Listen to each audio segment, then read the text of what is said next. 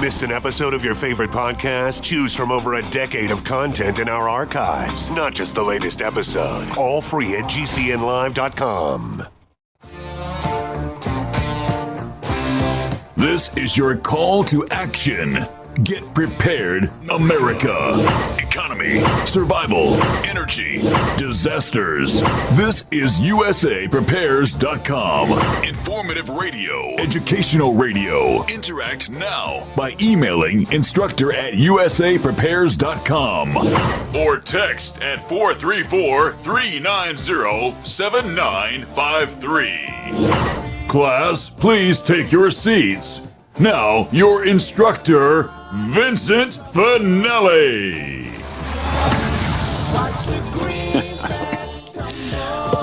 Well, class, this is your captain speaking, John Regan.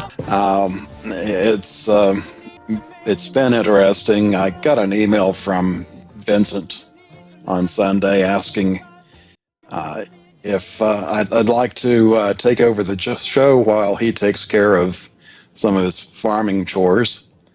And I said sure, and said this would be a good opportunity to get some of the people from Hear the Watchman on the air, and that's upcoming. And today's guest is not one of the speakers, but somebody I was introduced to by one of my Hear the Watchman associates.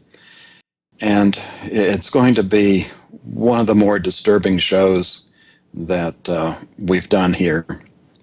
And I'd like to add, if you normally listen with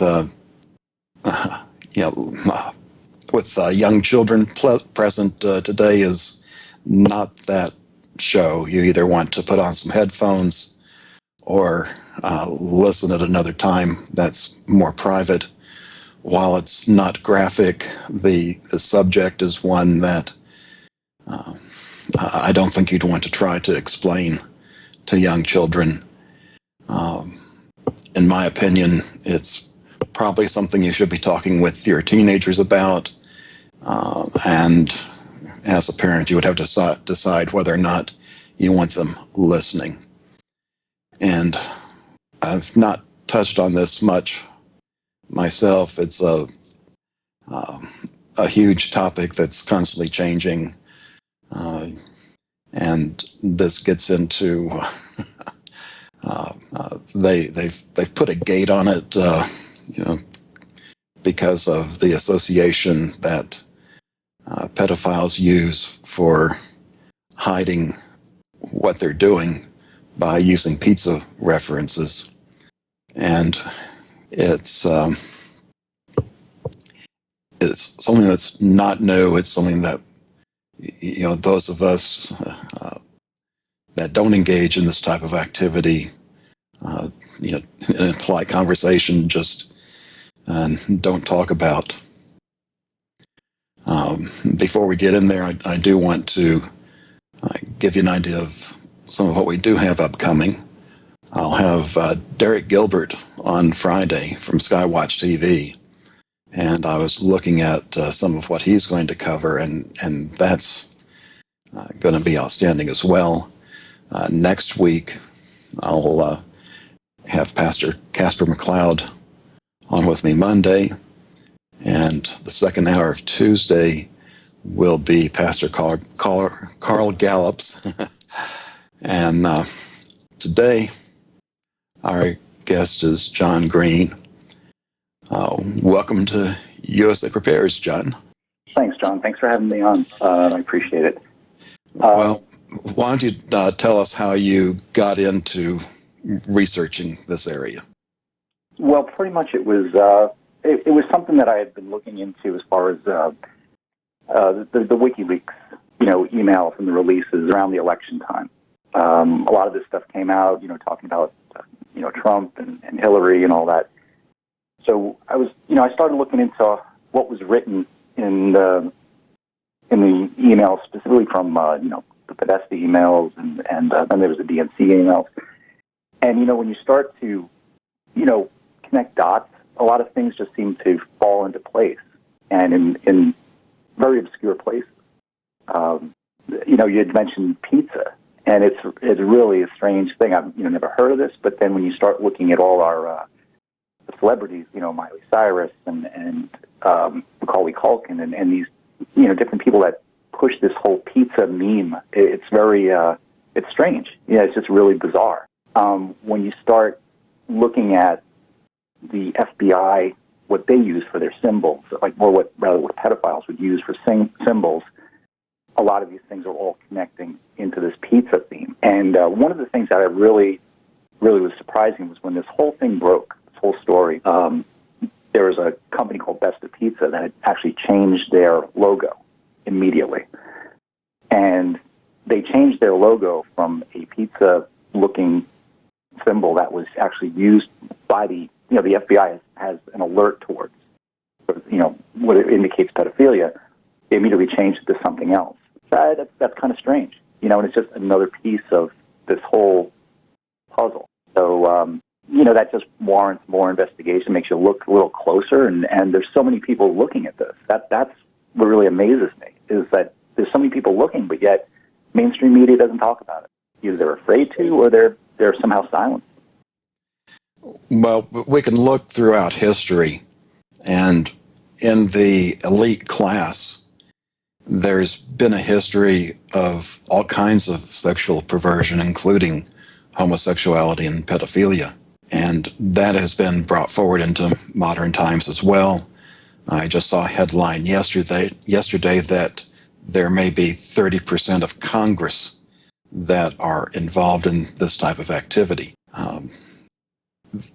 It's speculation that those that do seek higher office are put into compromising positions so that they're more easily controlled. And I tend to believe that, whether it's the pedophilia side or something else, that you notice how when people get into office, they tend to do what their masters tell them to do and don't stray too far off the reservation. Or they're blackmailed, or they get into this kind of thing, and then it's used, down the road as blackmail to make sure they behave a certain way or vote a certain way or do a certain thing. I believe there's a woman. She had talked about her husband. I don't recall her name. He was I think it was the Navy, and she went on and did interviews about how they kind of indoctrinate you into this club, so to speak, where they try to appeal to whatever your desires might be and then encourage you along those lines. But then once you take the bait, then you're in. And in her, instance, her husband was, just, appalled, and he didn't want anything to do with it. And she said his career just stopped. People below him got promoted above him, and just, that's just kind of the way they keep the power structure in place to, further this whole the agenda. And we know there's a lot of investigations going on. Some arrests have been made. It's going to be very interesting to watch, because if Trump is successful in cleaning house, you may see a lot of this bubble to the surface rather quickly. And there's some names we're going to be using today that it's established in what they've done. There's other names that we have seen, WikiLeaks, emails that they've done that may not show wrongdoing, but they are suspicious and, we would say deserve investigation. So those names. That's an excellent point. You're absolutely right. The emails don't really prove anything. They prove associations and their conversations, but it's not like we're saying, oh, this proves guilt or anything else. It would warrant, looking into. So I just want to make that clear as we discuss it. It's suspicious, and again, some of the people that are the associates we know some of their background, like Bill and Hillary Clinton. If you've been following USA Prepares back during the early campaign season, we had him on for several shows, and he was a Clinton insider, and told some of the escapades of Bill and Hillary, and of course a number of the women Bill has used and abused have come out ever since when he first ran for office. So some of those things are known. We know some of the associates. What we don't know is exactly what everybody's done, and I just want to make sure we can't say that they are involved in this just from what we see, but like we say, there's some things that are certainly suspicious, and at least in our opinion, warrants further investigation. Yeah, I know, like you would say about associations, looking at, there's a lot of people that are convicted, like, Jeffrey Epstein, Dennis Hastert, and these people are close friends with the people that are, being looked at or that are very suspicious. Again, it's not, guilt by association, but at least it kind of shows almost like a proclivity, like in a sense, if a person is into classic cars, you would think you would have pictures of classic cars on the wall. If a person is into, airplanes and flying, you'd have, it would all be about flying. So when you see people that have pictures of cannibalistic activities on their wall and things like that, you kind of wonder what the guy's into. And when they hang around with other people that have been convicted of pedophilia, you kind of have to make an assumption that they've got something in common. So. Well, whether it's actually that activity or something else. And, right. and Sure. Some of these pieces of art, whether they're paintings or statues, are just utterly bizarre. This is John Regan and John Green. We'll be back. If my mouth will cooperate, we'll be back after this break. This is John Regan at the control today with John Green. And let me just quickly repeat something in case you're just joining us. Today's show is not suitable for young children.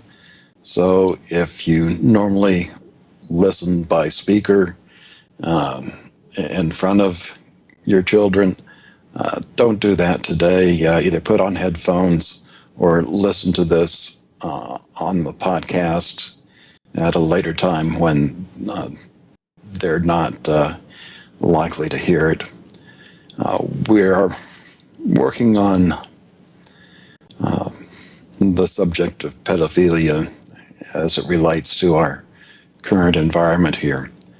And when you start looking at this, it builds quite a tapestry.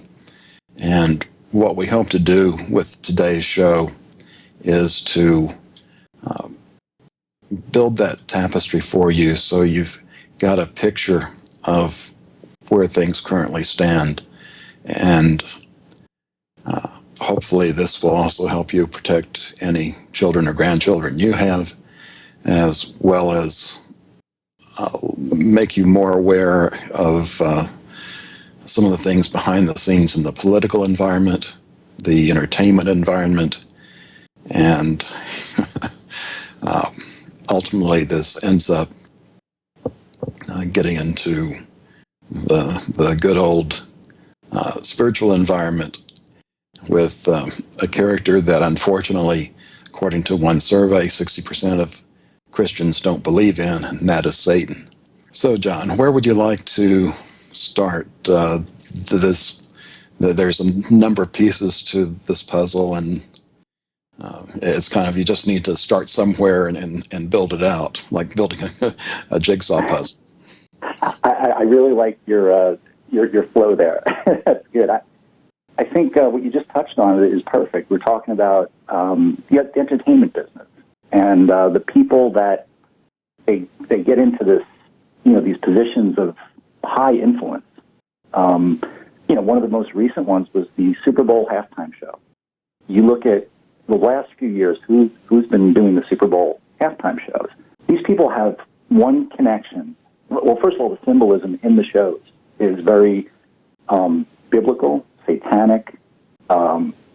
It's a lot of it is reflecting this type of culture that you're talking about. But they all seem to connect to one person, this Marina Abramovic, who I've never even heard of. But apparently she's this artist in New York City, and has this art institute, and they pass things off as art, and we're supposed to just accept it as like it's either a reflection of the culture or this artist's vision. But the vision's pretty sick. I mean, it's really not a good image. And these people, they seem to connect with her, and they reflect her image. Now, what you do is, if you look at her and her history, you go back 30, 40 years, what made her her? And she's put out a series of videos that she's, documented her work and her beliefs. And again, it's all this, pentagram, satanic stuff. When you look at what she's all about, she's about this religion from a person named Aleister Crowley, who was a known Satanist. He was a very, he's supposedly the wickedest man on earth or alive or something. That was his title. And again, so she's reflecting his religion, called Lima, and now she's passing this on through artists that are influencing our culture and our kids and just people in general. So you have to kind of look at that and say, what message am I getting from watching the show or mimicking a hand signal and doing all this stuff? Like, what is this all about? I think one of the things to really look at is she did an art exhibit. It's called something like the Gala 2011, where she put on this big thing. There was like over 600 actors showed up, and she put on this presentation. And all you have to do is look at the pictures of that presentation, and you'll know in your heart of hearts it's not right and it's not good. This is John Regan with John Green. We'll be back after the bottom of the hour break. Vince is probably outstanding in his field about now, taking care of farming duties. This is John Regan. Just quickly repeat my disclaimer again. If you normally listen with small children, that's not the day to do it. Put on headphones or listen to the show at another time. John, please continue. Yeah, I think we were talking about Marina Abramovic. She's got a video that she had put out. It was called Spirit Cooking. And, since this all came out, I think she's pulled down the video. But there's other people who have mirrored it and reposted it. I think if everyone were to look at that and to get an idea what she's about, what these people are kind of into, it shows a clear path. And like I said, that goes back to Aleister Crowley, the Satanism, to the whole thing. And the spirit cooking is actually mentioned in those emails, in the WikiLeaks emails. And I think that's like a big connection there, because when you see what people are into, and it all involves, little kids and this kind of a sense of evil, it's definitely cause for alarm.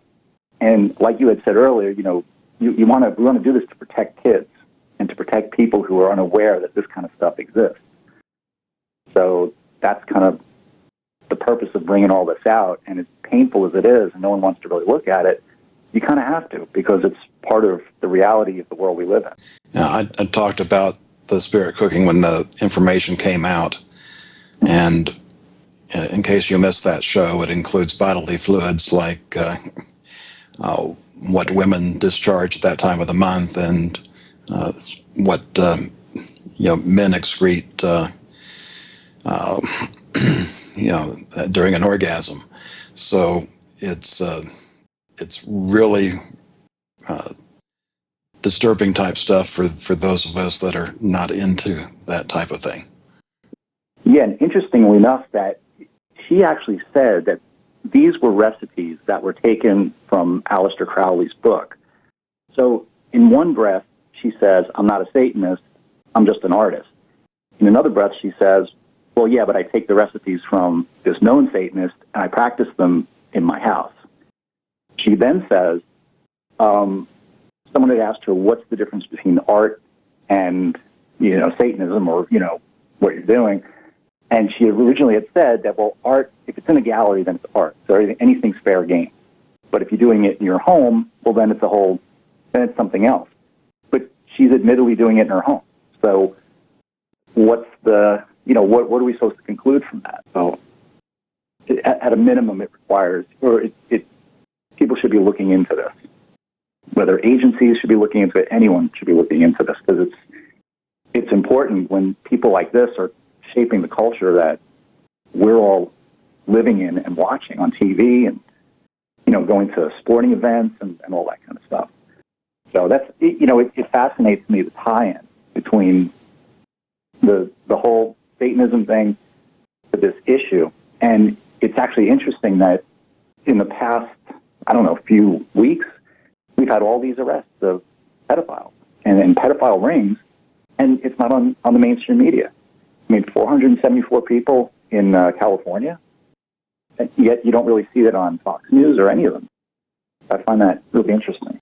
It's not too surprising with our bought and paid for news, just like our bought and paid for politicians.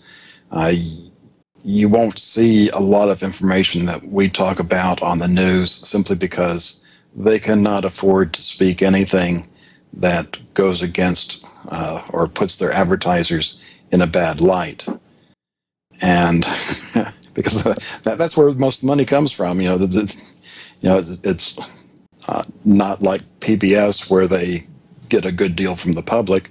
And even that, they've got the foundations that have connections to some interesting people. But when you back that up a step to the boardroom and you get into the interconnections between all these large companies, and plus now we're down to just 6 major media companies owning like 90% of the market, it's not surprising you end up with this controlled conversation, especially when it relates to pedophilia, because that gets into the area where even some pretty radical people draw the line. John? Yeah, that's very true, and you have to wonder if there's only 5 companies or 6 companies that are controlling it, not to mention the newsprint and the news media. And then you have all the local affiliates who are, again, under that umbrella. Why would that be off limits to report on unless there was somebody that was high up that was either connected to it or involved, personally involved? So you don't know. We don't know. But, it's a good thing that we still have the internet, which is a free and open exchange of information. Now, you do have to decide what is true, what's not true, but that's all part of the deal. We have to use our common sense and judgment. And that's the thing. If you trust, one of the major companies and they're obviously omitting certain things, then you can't trust the mainstream media. So you have to use your own common sense. Well, even on the internet, it's tough because you've got large companies like Google, which also has YouTube. If Google doesn't include you in their search rankings, you might as well not exist.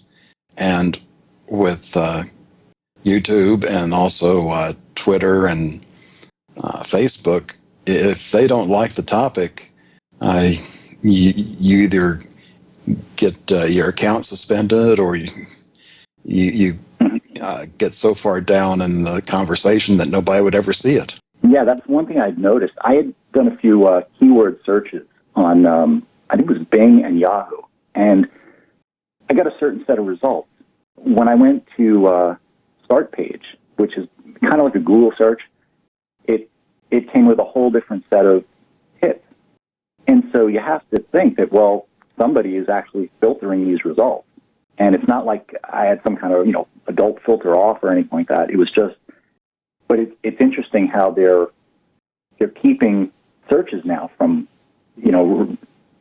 coming back with the correct, information. So I'm actually surprised that a Google search would, produce the hits that I was looking for. But sure enough, at least it's still there. That's how I would encourage everybody to look, do the research while you can, because it looks like things are systematically being shut down, filtered, controlled, and it's important at least to get the information out. That's what this is all about. Yeah, normally Dr. Shealy is here on Wednesdays. He's traveling, and that's why we're double subbing today. And even in the medical field, you've got a similar problem. There's a medical database out there, but if a study has a result that is not favorable, you tend to not see that study in the database. So even if a doctor is trying to do research to educate themselves, it's difficult to do. And in fact, a lot of the education they get is from the pharmaceutical companies. Yeah. First off, you got the conflict of interest there. And secondly, when you start digging into the pharmaceutical companies, boy, you actually start making an offshoot from what we're talking about today.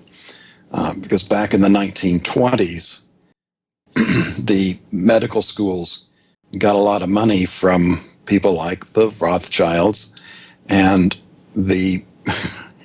at that point, the curriculum was controlled and went into what we're used today with all of the pharmaceuticals. That's, yet like you just said, and back to the Rockefeller Foundation. I mean, the guy was into holistic medicine, but yet he funded X-ray technology, major hospitals. They created the quack files to demonize the people that were into holistic medicine. And when you look at the connections between the AMA and pharmaceutical companies and their lobby groups and who they are giving money to, you're right. That's exactly why they push this whole mantra of, the answer to everything is a drug. I mean, it's something like 50% of the country is now on some form of drug maintenance, which is insane. I mean, we've never had that. And there's plenty of countries where people aren't on any drugs and they're fine. So, and here in America, how many of our young children are on these, severely mind-altering drugs? Yeah, very true. Very, very good point. And children, like you said, I mean, even in, before high school, junior high, kids are going on drugs because they're diagnosing everything as a disorder. And so what they'll do is they'll put you on one drug, and then of course you'll have a reaction, so they have another drug to sell you now. And then the insurance company pays and pays for it, so now it's not costing you that much or anything.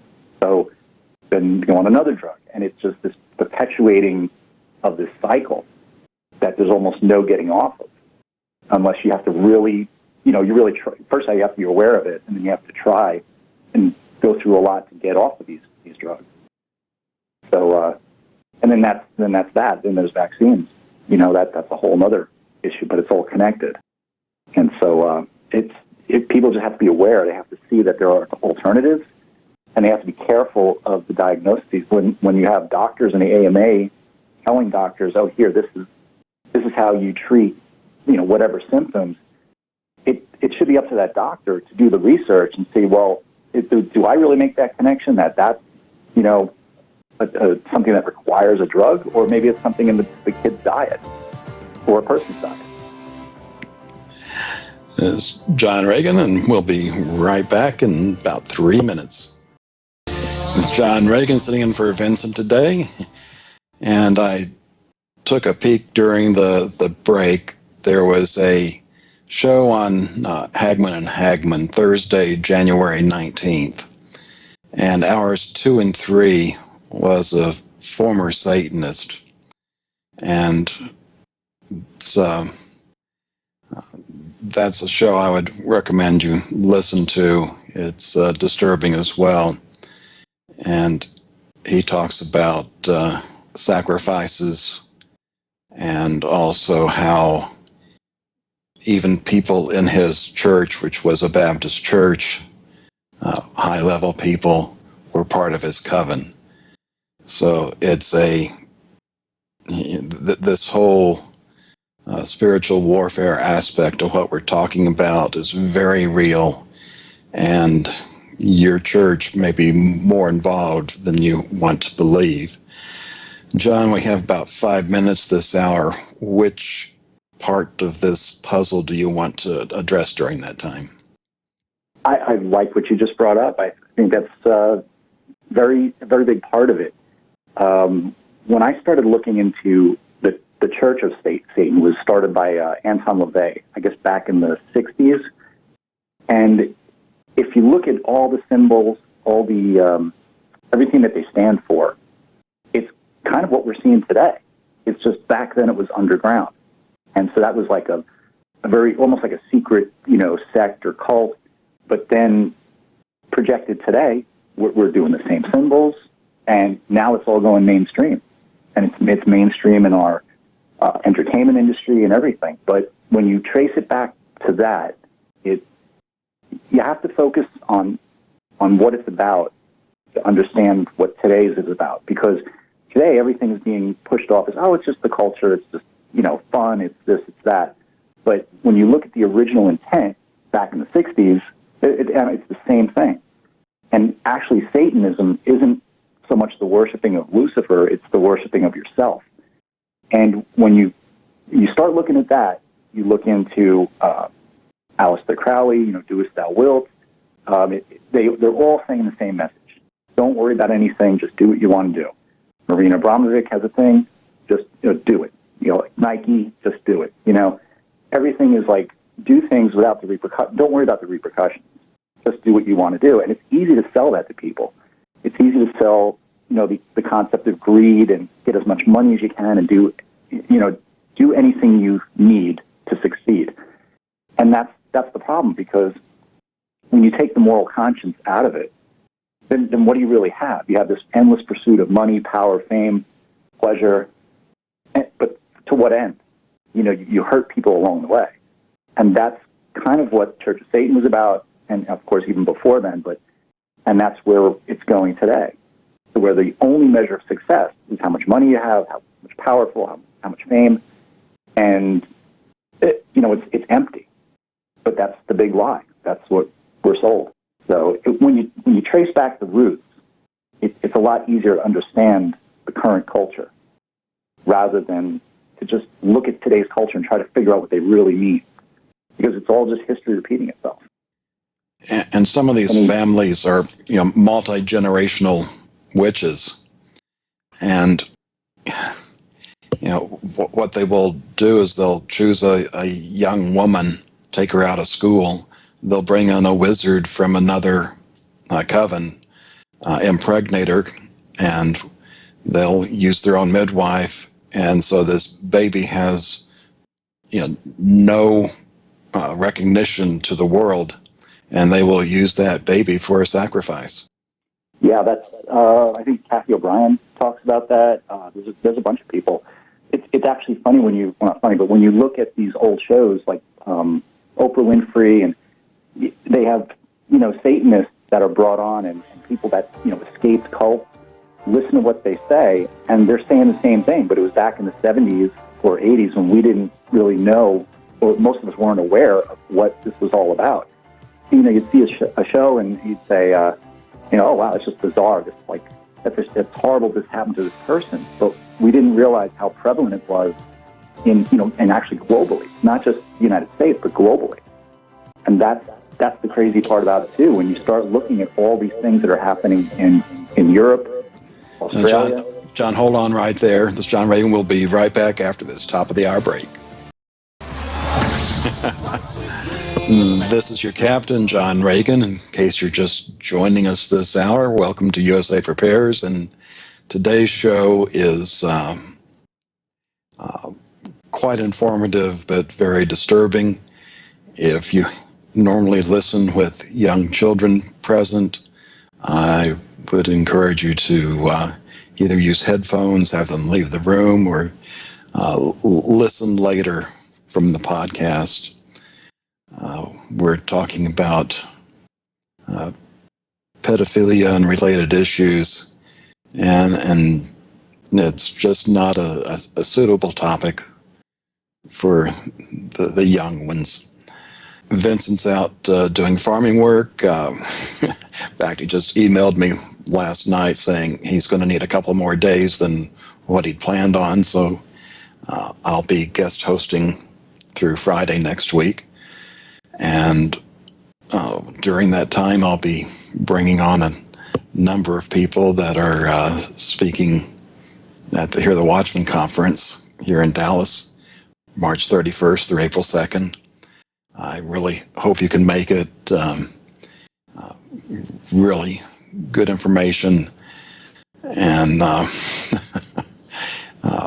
as always, it tends to be so timely with what's going on. And we've talked a little bit about how this, it's not just a United States phenomena. Of course, the amount of news that I've seen over the past 10 or 15 years, I would see these headlines with rumblings about pedophilia in the BBC. And of course, now it's established with Jimmy Savile. I don't know how much you want to get into that. Yeah, I know a little bit about that. The numbers are staggering. I mean, 500 or more than 500 kids. It's just amazing how this guy got away with this for so long. I think when you connect the dots on, who's who and who they know, I think a lot of it goes back to some royalty over there who was also friends with Jeffrey Epstein. And Epstein has the island. He's the convicted sex trafficker, pedophile who was flying people out to this island for fun times and who knows what else. So Jimmy Savile was part of that clique, and I think that's why these people can avoid prosecution, why they can get away with it for so long, or they get convicted and it's the minimum of sentences. So it's really bizarre how someone can get caught for pedophilia and get all these years and be on a sex offender list and everything else, and then someone else can have the same crime, but times 50 or 500, and have a minimum of sentence. So I mean, where's the justice? There's supposed to be a set of laws and fair justice, whether it's here or in the UK. But yet again, these people, they kind of get away with it, and they still retain their fame somehow, which is amazing. I mean, this guy Jimmy Savile is still doing interviews, and he has like credibility. That's amazing to me. I don't know. I wish I knew more about the case. I know it is big in England. Actually, there was just a bust in Norway too. A pedophilia ring, they said was really big. And again, it's weird how we don't hear about it here as much. And it's also this side of the pond. I talked about how just saw the headline. We could have 30% of Congress engaging in this activity, and I think one of the stories that got lost during this political season was former Speaker of the House, Dennis Hastert. And he was Speaker of the House for 8 years and was convicted on pedophilia. And he got, 15 months, I think it was? From a very, yes. sentence. It's amazing. I don't get it. Again, it's like there's two sets of laws, or two sets of rules, and if you're part of the club, everything's fine. If you're not, well, you're going to go down. But again, why is that particular charge, the pedophilia charge, why is that has this separate, distinct set of rules? Unless there's people that are also involved that don't want to go down for the same thing. It's just, that's all assumption, and you can only guess. But again, it's really it's curious.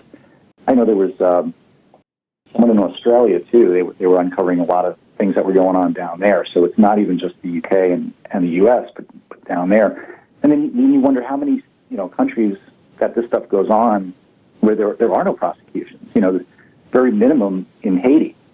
Yet Haiti's connected to the U.S. a lot, especially lately in the past 10 years, since that earthquake. And I think what had just come out today or yesterday was that there was some kind of an arrest down in Haiti. 33 young girls were rescued, or they were prostituting. They were prostituting the girls out, and a computer was seized, and the people that were involved in this were grabbed. And this is the first time I've heard of something coming out of Haiti like that. So maybe things are turning. Maybe it's changing, and that would be a great thing.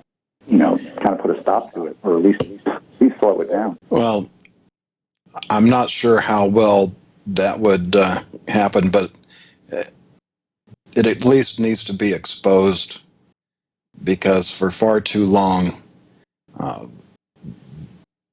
those, again, in power have been doing things that it's not in our best interest. And again, when you overlay the spiritual aspect, it is satanic. And it's, yeah. Yeah, absolutely. And what could be worse than that, than harming the innocent, the most innocent in a society?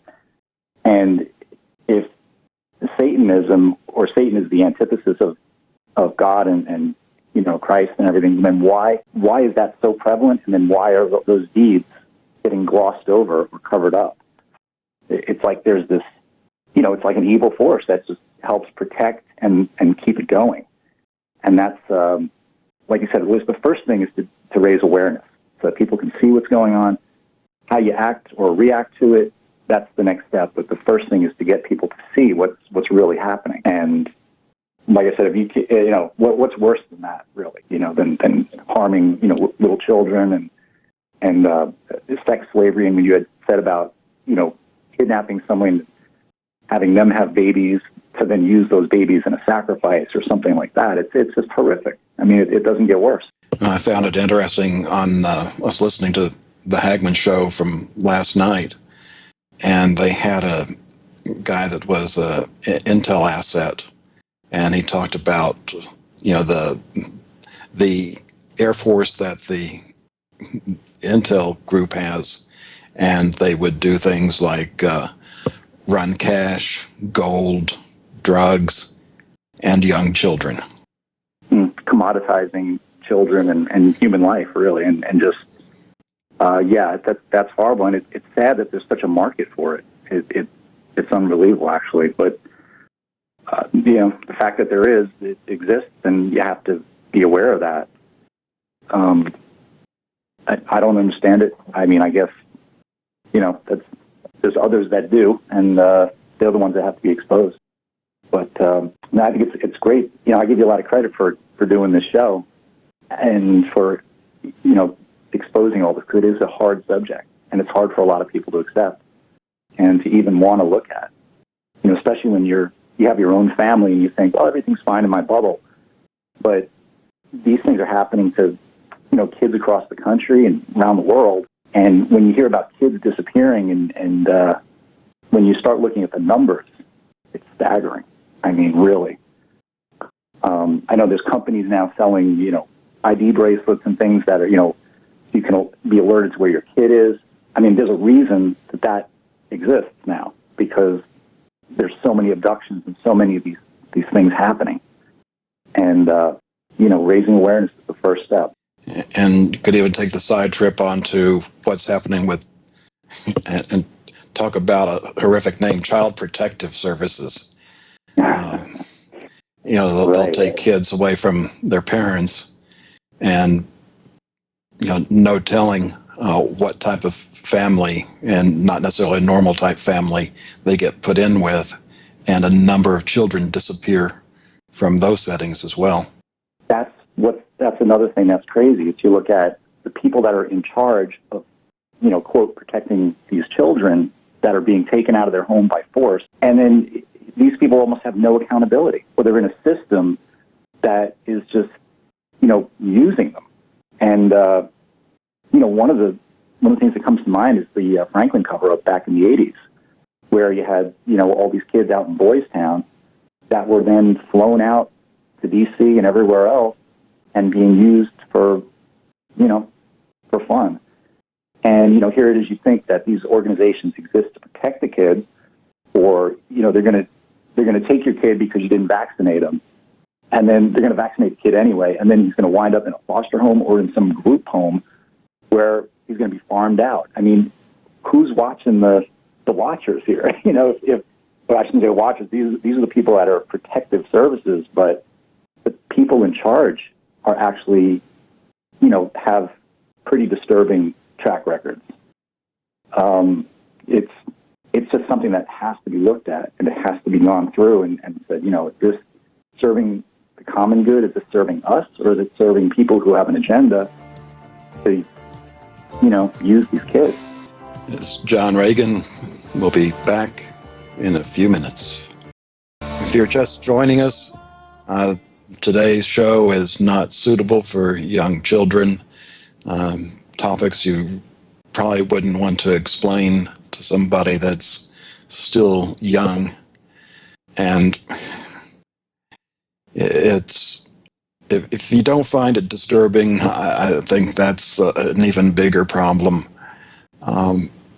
We've talked about Generation Snowflake on USA Prepares, where these college students just can't handle anything that's counter to their beliefs. But we have the same problem in the Christian church, is that so many people don't want to hear what's going on.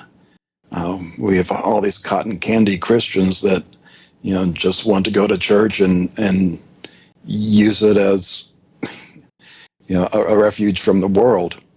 And I can understand that. There's so much just in our normal daily lives that wear us down. But this is a war, whether you like it or not. And Christianity is not a spectator sport. I think that's a great point. A lot of people, you think if you go to church on Sunday, you've done your part, and that's it. I'm good for the week.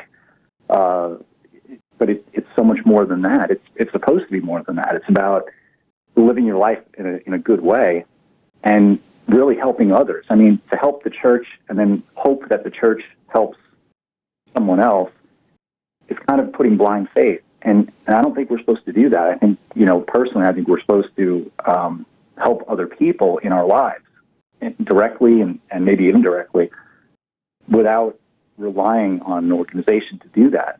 And I think there were a lot of teachings of Jesus that said that you go out into the world and, do the right thing, help people out. And that's kind of where I think a lot of people get, like you said, misdirected, or they just want to go to church and not deal with anything, use it as a refuge. But you have to be careful the refuge that you choose and who's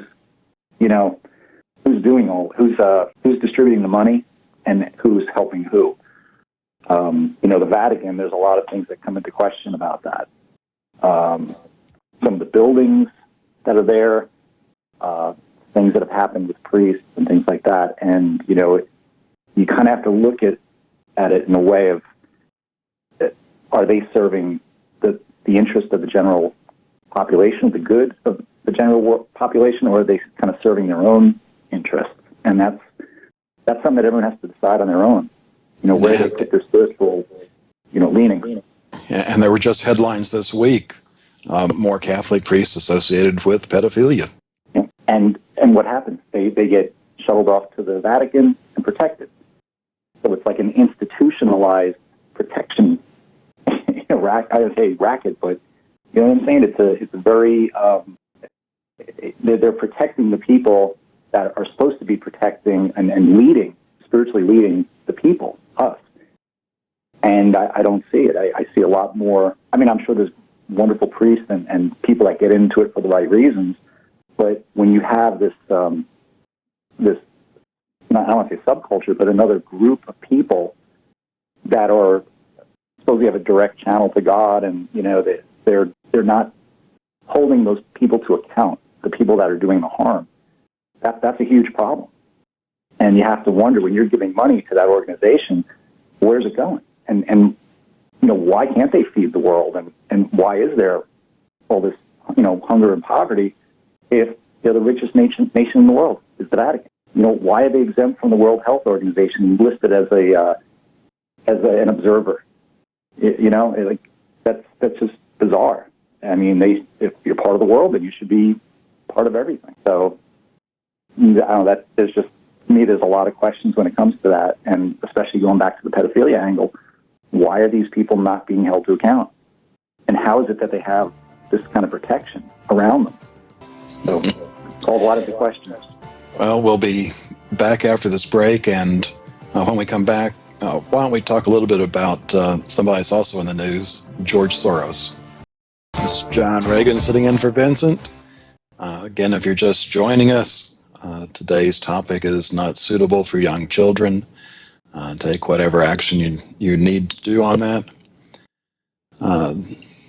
So, John, we haven't talked much about George Soros, who's he's been busy for decades in this world, even going back to collaborating with the Nazis, and he's continuing to do what he can to make messes. Interesting guy. I don't understand how he walks around without being arrested. I mean, if you look at the Webster's dictionary for the definition of terrorism, I mean, it says the use of violent acts to frighten the people in an area in a way to trying to achieve a political goal. Isn't that exactly what he does? Isn't that what MoveOn.org does? And his organizations. I mean, he's pretty vocal about what he was trying to do with the whole the 2016 election. So I don't understand how he gets away with it.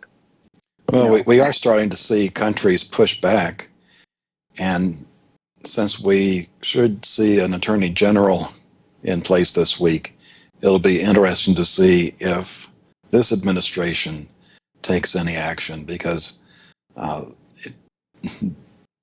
even with some of the high standards that we have on things like treason, I think it wouldn't be too hard to prosecute a number of people in and outside of our government, because we have been at war, which is one of the key parts that makes it such a high level here in the United States. And there, I believe, is plenty of evidence out there where the last administration and these leftist organizations have helped the people that we were supposed to be fighting against. Right. When it comes to ISIS and all, Al Qaeda, which seemed to just somehow go away, and now it's ISIS. And you're right. I mean, look at who's funding them. Look at how the money is transferred. Look at where it goes. There's videos. There's all kinds of proof, but yet there's never a prosecution. So maybe things are going to change. It'll be great. I think when you have a guy like Soros, he said since World War II, has been doing all this and getting away with it. I think maybe there's just a sense of arrogance of why should things ever change? So he just keeps doing it. But there is Interpol, there's international arrest warrants, there's ways to prosecute. So when you look at, I think Russia too is pushing back, against Soros and what he's tried to do to destabilize. So maybe things will change. It's good that people understand who this guy is, what he's doing, and what's driving him. When you have a riot in L.A. or some major city against Trump, well, who's funding that riot? And then if you're serving his interest, what really is his interest? His interest isn't to, save the United States. He's doing it to destabilize it. So you've got to look at, where the money's coming from to do this and think he's serving his agenda, not yours.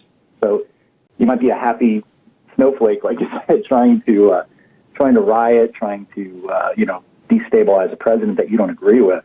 But it's not about you, and it certainly isn't about your best interest when you're out there protesting and rioting for a cause that you really aren't aware of what you're really trying to accomplish.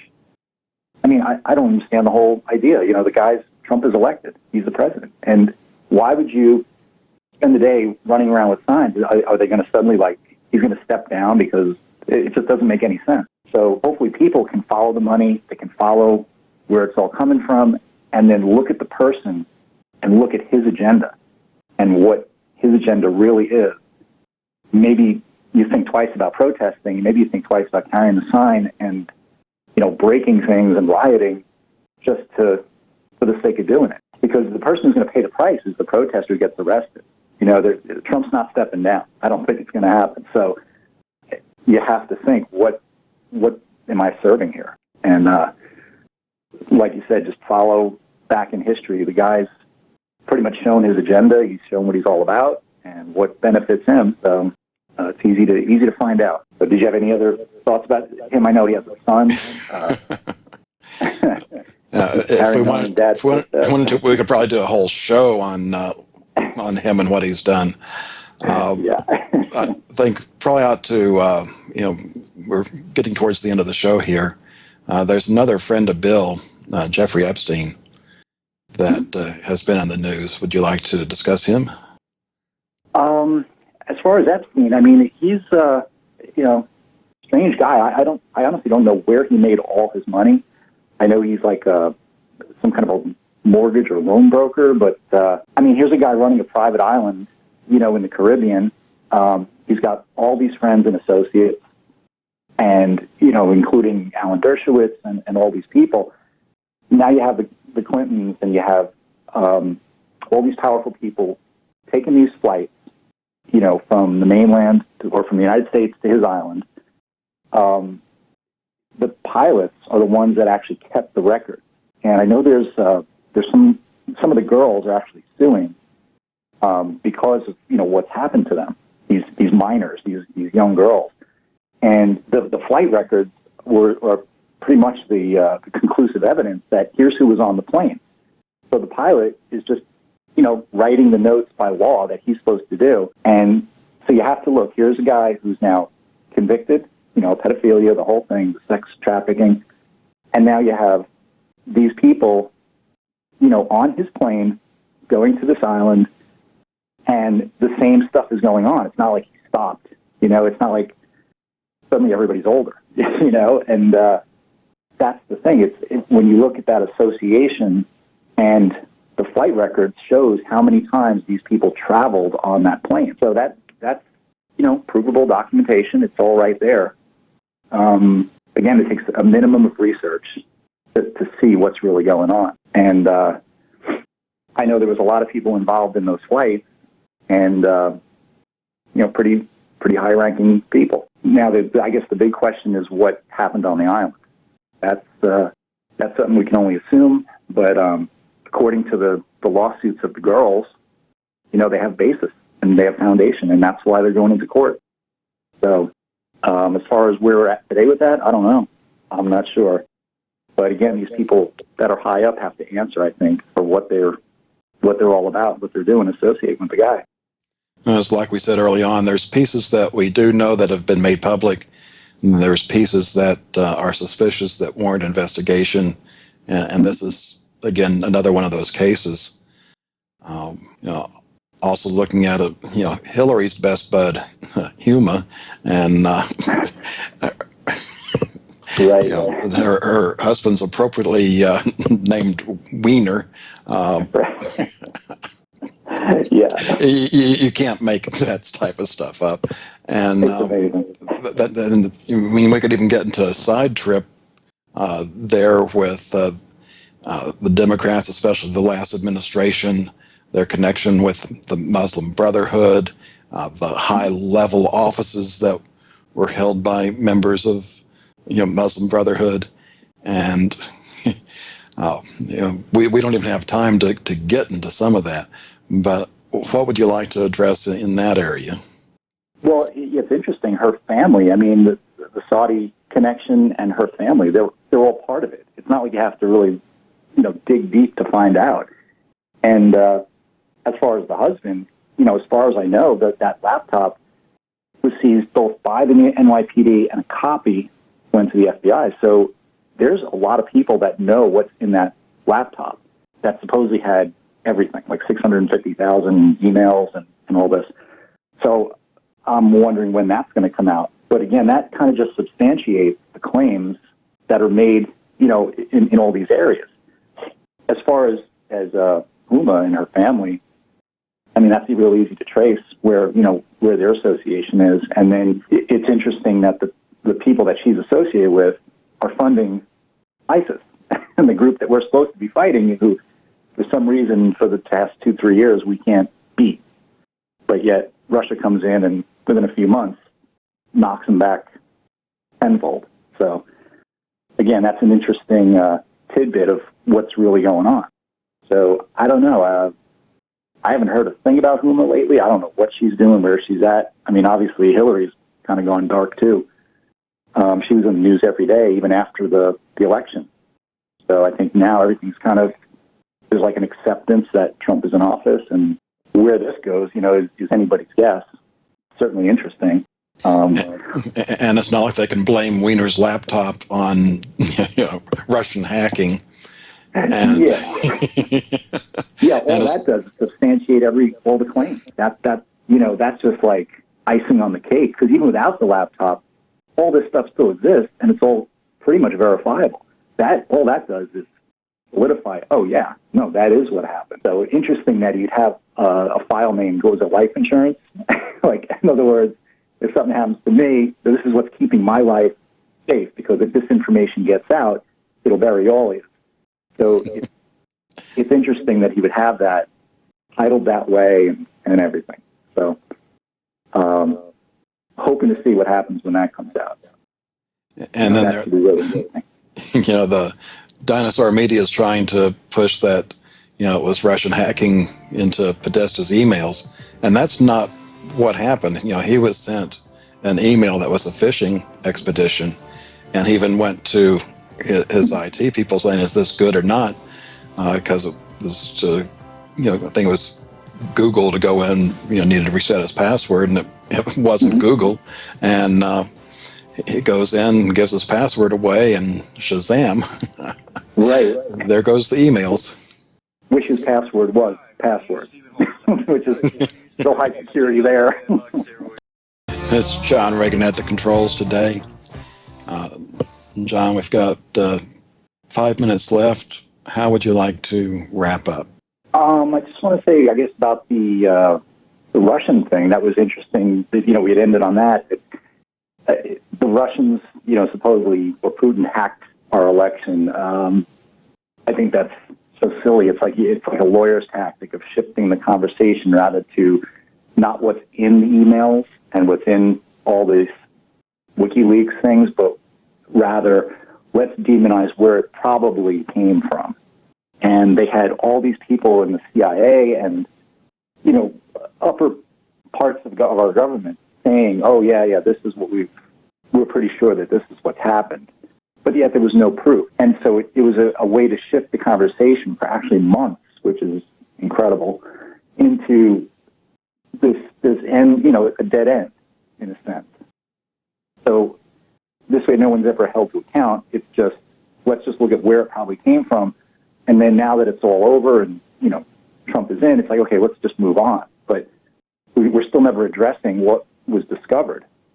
And one of the things, we were talking about art and about if people research this and people research the people that are involved, and art is the way that, we were talking about Marina Abramovic earlier, how she's all about artistry and whatever she does. Well, no, that's just art, right? But if you look at some famous quotes, one of them is, art is the window to a man's soul. Without it, you would never be able to see beyond his immediate world, nor could the world see the man within. So people should keep that in mind when they search, for what exactly are these people into? What is art? We had talked about pictures on the wall. If the guy's into classic cars, he's got classic car pics on the wall. Guy's into planes, he's got planes on the wall. If a guy's got, young kids and cannibalism kind of pictures, then, again, it's that window into a man's soul. So it matters. It's not just something that you can brush off. And it doesn't prove anything, but it gives you an idea of where that person's headspace is at. So I hope if people do research, again, the search engines, some of them are compromised. Just, keep at it, look at it, and it gives you an idea of where this is all coming from. So I don't know if you have any thoughts on that. Well, let me just go off a little bit here. We talked about ISIS, what's going on in the Middle East. And one of the things that upsets me with our, American Christian church, where we go to our padded pews with central heat and air, and we can't seem to even offer 10 seconds worth of prayer for our brothers and sisters facing persecution in the Middle East. Many of the men are being beheaded. In fact, the news article was a Christian's dying for their faith every 6 minutes, which means 10 an hour. And that article didn't talk about the women, which include young women, being used as sex slaves. And that's not about radical Islam. That is Islam, because that's what Muhammad did. And it's come out where some of those women are praying to God to please just let me die and escape this. And we can't seem to even pray for them. So if you're a Christian, I would highly encourage you to add that to your prayer list. I would definitely say a prayer for that. And I think that it seems that we're actually going to start doing something about it. It seems like the heyday of ISIS is over, and hopefully things are going to be, bearable for these people that are over there, that risk their lives every day without even just to live their lives. It's crazy. So I definitely support what you're saying and endorse it and agree with it. Well, John, thank you for presenting your research. And I know it's not been an enjoyable show. I hope it's been an informative show for everybody. And remember, class, honesty, and integrity. What happens next is up to you.